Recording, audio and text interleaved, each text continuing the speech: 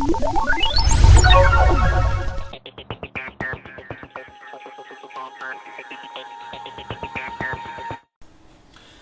and welcome to the Gospel Armor. Today I want to answer the question, is the Old Testament God unfair or too harsh? You hear a lot of times when people talk about there's differences between God in the Old Testament and the New Testament. But the Bible will say over and over again, God doesn't change. And so people will say that God doesn't change, but in their heads, they're thinking, man, God was really harsh in the Old Testament. Wow, he shouldn't, that was, whoa, I can't believe he did that. And one of a really good example of that is 2 Samuel chapter 6. So let's start there. And again, David gathered together all the chosen men of Israel, 30,000. 2. And David arose and went with all the people that were with him from Baal of Judah to bring up thence the ark of God. That's the ark of the covenant, whose name is called by the name of the Lord of hosts that dwelleth between the cherubims. Okay, so there's a big key. If you don't know about the Ark of the Covenant, God dwells between the two cherubims. The cherubims are on the top of the Ark of the Covenant. Inside the Ark of the Covenant is the Ten Commandments, Aaron's rod that budded, the manna that God provided in the wilderness to the Israelites during the 40 years they were wandering in the wilderness. And it's a symbol for what happens after Christ fulfilled that. It was a picture, so we can see what God's talking about. It's a very important artifact. And they set the ark of God upon a new cart. Okay, not a big deal. Okay, they're putting it on a new cart and brought it out of the house of Abinadab that was in Gilbeah, and Uzziah and Aho, the sons of Abinadab, drove the new cart. And they brought it out of the house of Abinadab, which was at Gilbeah, accompanying the ark of God, and Aho went before the ark. So they're bringing it in. And David and all the house of Israel played before the Lord all manner of instruments made of fir wood, even on harps, and on psalteries, and on timbrels, and on cornets, and on cymbals. Huge festival. Okay, everybody's happy. The ark earlier was taken by the Philistines. It's back.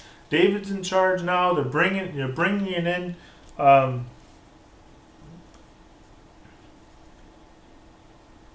And when they came to Nashon's threshing floor, Uzziah put forth his hand to the ark of God and took hold of it, for the oxen shook it.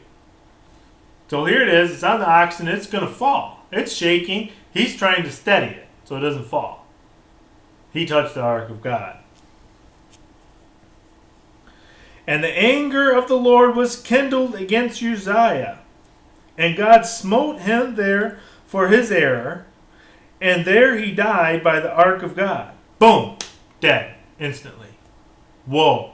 People are like, that's harsh. I can't. He was trying to stop it from falling or possibly falling off this cart. Why would God strike him dead? He's trying to save it. Everybody's happy. Everybody's rejoicing.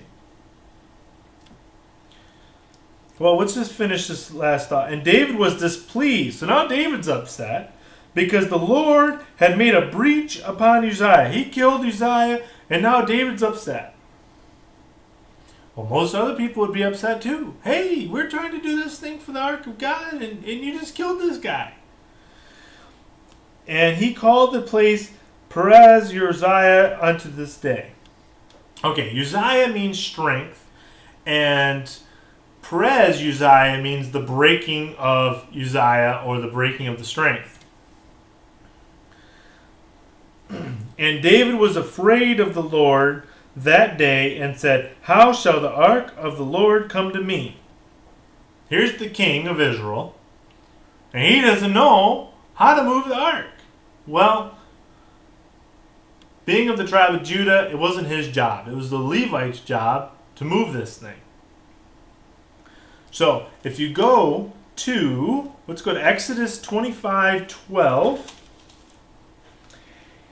And if you go Exodus 25 is talking about how the ark should be fastened, all the different pieces about it, and it's a very interesting study. We'll probably do that later. But let's go up to verse 12. And thou shalt cast 4 rings of gold for it, and put them in the 4 corners thereof, and 2 rings shall be in the one side of it, and 2 rings in the other side of it. So each of the 4 corners got these rings. And thou shalt make staves of chittim wood, and overlay them with gold. So these big staves. And thou shalt put the staves into the rings by the sides of the ark, that the ark may be borne with them. Okay, so God said, hey, I want these 4 rings on the thing, and I don't want it on an oxen cart. Why? Because the ox is going to probably stumble, or this cart's going to be rickety and somebody's going to have to touch it anyways. So he had a very specific way to move it. Did they listen to it? No. And here's David. How in the heck can we move it now? He ends up not even moving it. The staves, 15, the staves shall be in the rings of the ark. They shall not be taken from it. Well, obviously, they took these staves out and threw it up on a cart, or aren't using the staves anyways. And if you go to Deuteronomy 10, verse 8, which is just a verse or two we'll read there, where it talks about who exactly, because the Levites were divided into different families, and each one had different specific jobs of the Levitical priesthood. And 10 verse 8, at that time the Lord separated the tribe of Levi to bear the ark of the covenant of the Lord, to stand before the Lord, to minister unto him, and to bless his name unto this day. The ark, having the word of God in it, has a double meaning there. Their job is to bear this. They're the ones that are supposed to keep Israel from sinning. Did they do that? No. They threw it up in a cart because it's probably too heavy to carry, too much work. If they wanted to make a shortcut, what did God do? Strike them down. Now think about this. Earlier in Samuel, the Philistines they brought out the ark of God. Didn't ask God about any of the blessings. They just thought, hey, we'll bring out the ark. We're going to win this battle. The Philistines ended up taking the ark. Philistines had it. And what happened to it? Well, it was by the statue of Dagon. And Dagon's statue was smashed up. Let's see here. If I remember correctly, first it was knocked down. And then the second time they fixed it up, the hands were knocked down. He ended up giving all the Philistines hemorrhoids. You know, it was a very uncomfortable time for the Philistines to have the Ark of God. He didn't kill any of them. And they touched it. In fact, they even put golden hemorrhoids into and on, the Ark of God. They should have been struck down dead. But God didn't. Why? Because they were ignorant of the law. God doesn't just strike you down if you are ignorant of the law. Now today we do have grace, and so when we do make these sins. But for the Levites to fall down in such an important, one of the most important jobs of the Levitical priesthood, and these are the ones that say, hey, this is how this should be done, this is how this should be done.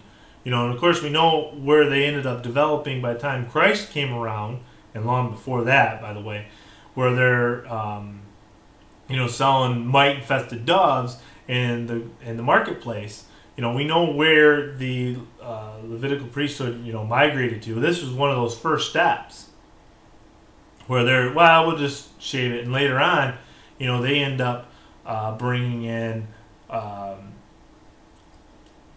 to keep it short, we'll just say they brought in servants to start doing their jobs for them. Well, we'll have them cut the wood to build the fire and stuff, where there was different specific Levites to do these jobs.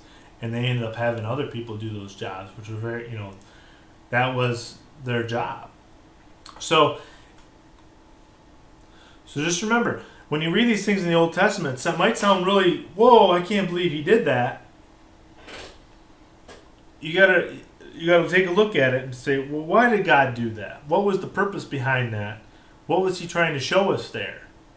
And who didn't do what they were supposed to do? God didn't just strike them down and he was trying to help out. No, he should have known better.